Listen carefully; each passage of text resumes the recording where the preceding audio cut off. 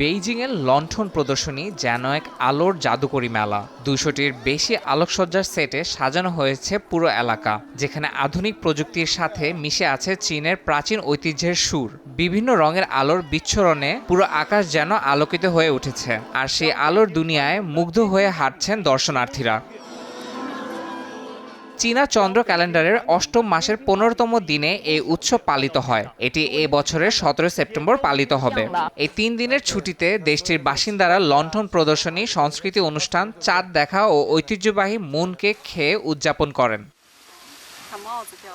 Hunan প্রদেশের Changsha শহরে অনুষ্ঠিত ছায়া নাটক এবং নারীদের জন্য প্রাচীনকালে তৈরি বিশেষ ভাষা নুশুর প্রদর্শনী ছিল এক অনন্য অভিজ্ঞতা। পর্যটকরা নুশু ভাষার পাশাপাশি ঐতিহ্যবাহী হস্তশিল্প তৈরির সুযোগও পেয়েছে। এটি আমার প্রথমবারের মতো এত বড় লণ্ঠন প্রদর্শনী দেখার অভিজ্ঞতা। আমি সত্যিই মুগ্ধ। এখানে শুধু প্রযুক্তির আধুনিক দিকই নয়, চীনা ঐতিহ্যেরও ছোঁয়া রয়েছে।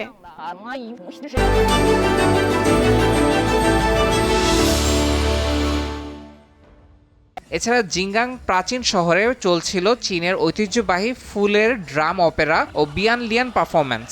নদীর তীরে এই মনোমুগ্ধকর প্রদর্শনী চলাকালীন পর্যটকরা নৌ ভ্রমণের মাধ্যমে প্রাচীন ও আধুনিক চীনা সংস্কৃতির এক অপূর্ব মেলবন্ধন উপভোগ করেন। ইয়াসিন মোহাম্মদ জিসান, সময় সংবাদ।